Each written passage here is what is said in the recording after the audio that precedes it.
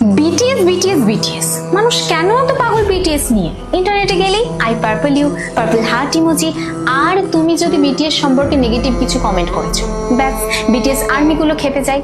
তারপর ভাবলাম এটা নিয়ে একটু জানা দরকার, কেন একটা জেনারেশন শুধুই পাগল একটা মিউজিক ব্যান্ডের জন্য। তারপর ইন্টারনেট ঘেটে আমি বিটিএস সম্পর্কে এমন কিছু ফ্যাক্ট জানলাম সেটা তোমাদেরও জানা দরকার ট্রোল করার আগে। আমরা যদি ভারতের দিকেই তাকাই, তোমরা বিটিএস আর্মিদের ডেডিকেশন দেখলে অবাক হয়ে যাবে। আসামের বন্যা হোক বা কোনো ন্যাশনাল ক্রাইসিস, এই ফ্যানরাই বিটিএস এর নামে লাখ লাখ টাকার ফান্ড রেজ করে ফেলেছিল।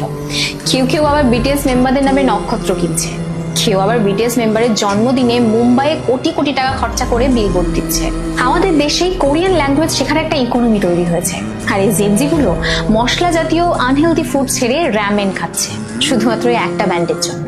তাদের ইনফ্লুয়েন্স ঠিক কতটা পাওয়ারফুল একটা উদাহরণ দিলেই বুঝতে পারবে।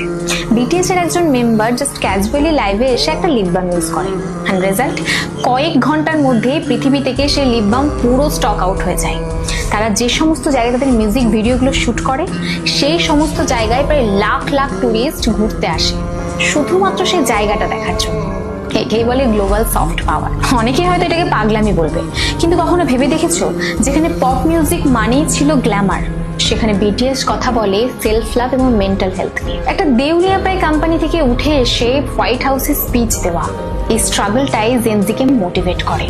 তারা তাদের ফ্যানদের বা আর্মিদের সাথে এমন একটা রিলেশনশিপ তৈরি করেছে যেটা বর্তমানে লোনলি জেনারেশনের কাছে বিশাল বড় একটা সাপোর্ট সিস্টেম। আসলে আমি বুঝি না আমাদের দেশে কেন তাদেরকে নিয়ে সস্তা জোকস এবং ট্রোল করা হয়। কারণ কঠোর পরিশ্রম এবং ট্যালেন্টকে সম্মান করতে জানলে হয়তো আমরাও অনেক দূরে এগিয়ে যেতাম। And lastly, I'm not a BTS fan and I don't enjoy Korean music much, but এটা অস্বীকার করার কোনো জায়গায় নেই, they are truly incredible and talented and I respect them.